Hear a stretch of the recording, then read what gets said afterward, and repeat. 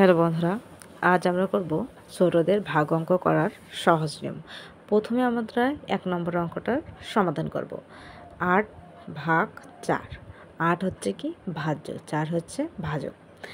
এখানে আমাদের আগে বুঝতে হবে ভাগ মানে কি। ভাগ মানে হলো সমানভাবে ভাগ করে দেওয়া। মানে 1 নম্বর উদাহরণ দিয়ে আমরা বোঝাই, তোমার কাছে 8টি আম আছে।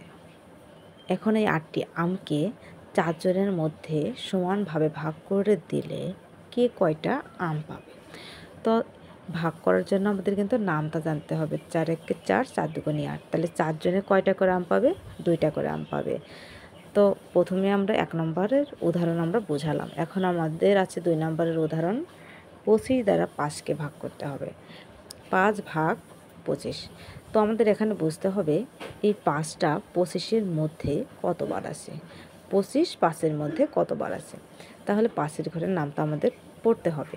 5 একে 5, 5 দুগুণে 10, 3 পাশে 15, 4 পাশে 20, 5 পাশে 25। 25। তো বন্ধুরা, এখানে আমরা খুব সহজেই বুঝতে পারলাম 5কে 5 বার নিলে 25 হয়। এখন আমরা উদাহরণস্বরূপ 3 নম্বর অঙ্কের সমাধান করব। 4 ভাগ 96 ভাগ 4। তাও 96টা কি ভাজ্য, 4 হচ্ছে ভাজক। এখানে আমাদের দেখতে হবে 4 9-এর মধ্যে কতবার যাবে, বা আমরা 4-এর ঘরের নামটা পড়ব। 4 একে 4, 4 দুগুণে 8, 3 4-এ 12। এই যে 3 4-এ 12 বললাম, 12 কিন্তু বড় 9 থেকে। তাহলে 4 দুগুণা 8 আমাদের কম নিতে হবে, বেশি নেওয়া যাবে না। তাহলে আমরা বিয়োগ করে পাচ্ছি 1। উপর থেকে আমরা একটা সংখ্যা লাগালাম। এখন হলো 16। এই 16 4-এর মধ্যে কতবার আছে। তাহলে 4-এর ঘরে নামটা পড়তে হবে। 4 একে 4, 4 দুগুণে 8, 3 4-এ 12, 4 4-এ 16। 16 4-এর মধ্যে 4 বার আছে। তাহলে 4কে কতবার নিলে 96 হবে? 24 বার নিলে 96 হবে। তো আশা করি বন্ধুরা 3 নম্বর অঙ্কের সমাধানটা বুঝতে পেরেছ।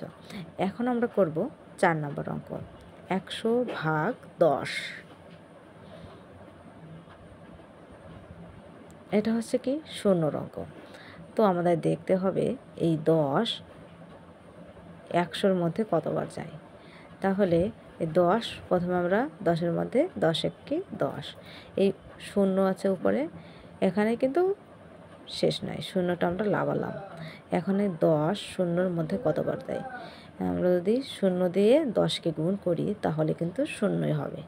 তাহলে কতটা 10 নিলে 100 হয়? 10টা 10 নিলে 100 হয়। 10 10কে 100। তাহলে 10-এর মধ্যে 100-র মধ্যে 10 কতবার আছে? 10 বার। তো বন্ধুরা, এই ছিল আজকের ভিডিওটা ভালো লাগলে অবশ্যই একটা লাইক করে